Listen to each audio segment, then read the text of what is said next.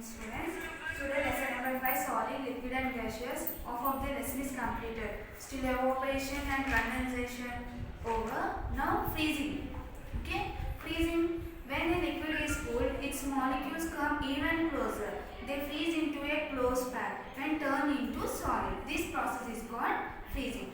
Okay, freezing means when a liquid means you think that water on that water molecules is enough, that molecules become closer and it becomes in a solid form. Okay, solid form means ice, it become in ice, so that is called, this process is called freezing. So cup of water when cooled becomes hard ice. That is why the place in the fridge where these changes take place is called a freezer. Okay, in the fridge we have freezer now. In that water becomes ice. That is called freezer. Melting means when a solid turns into liquid on heating, it is called a melting. Melting means when you take that ice and keep it on the stove, it becomes again water. That is called melting.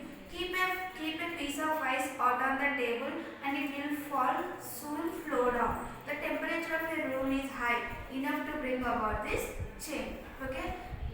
If you keep ice in the table also, it becomes in liquid form. It becomes water form now. Okay, because of room temperature is very high. So if you keep ice in the table also, that becomes in water.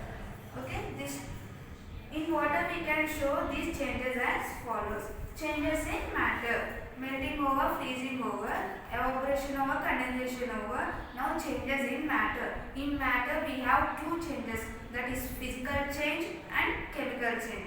Physical change means the change in which the molecules of a substance do not form new molecules are called physical change. Physical change means the change in the molecules. Molecules will change now on the time any substance do not form any new molecules. Okay, if one molecule is there, that only one molecule will be there. There will do not form any different molecule. That is called physical change. It is a reversible change. We can reverse this change. Melting of a candle, slicing of a bread, melting of ice, etc. are some examples of physical changes. Physical change, reversible change means if a candle is there, okay, on that one molecule will be there. It do not form any molecule. If candle will be melting, again it form into candle form only now. Like the melting of ice. If ice becomes water and water becomes again ice, this is the reversible change. Melting of candle becomes again candle only now. That is reversible change. It is a physical change. Now chemical change. Change in which new molecules are formed are called chemical change. In this chemical change, the change of molecules will be there. In this, they can form different type of molecules. This is called chemical change. It is an irreversible change. We cannot change in this chemical changes.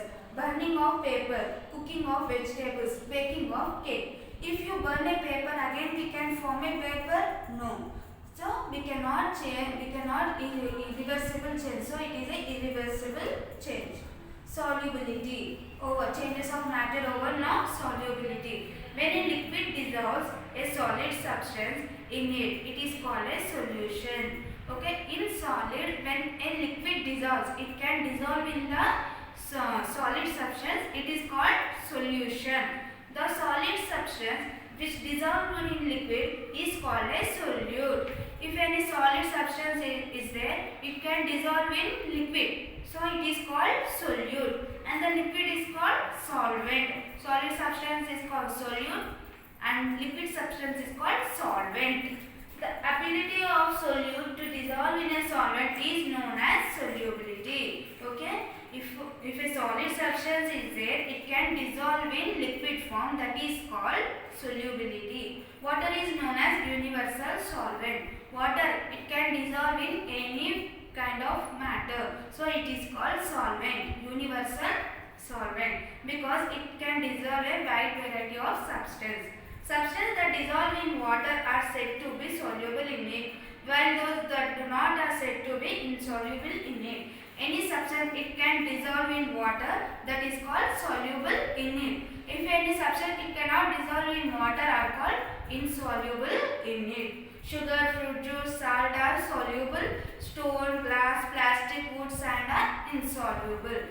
Okay, soluble means if any sugar is there, if we keep in water, it can dissolve in water. And if we keep stone in water, it can dissolve in water? No. That is insoluble and this is soluble. Okay, thank you.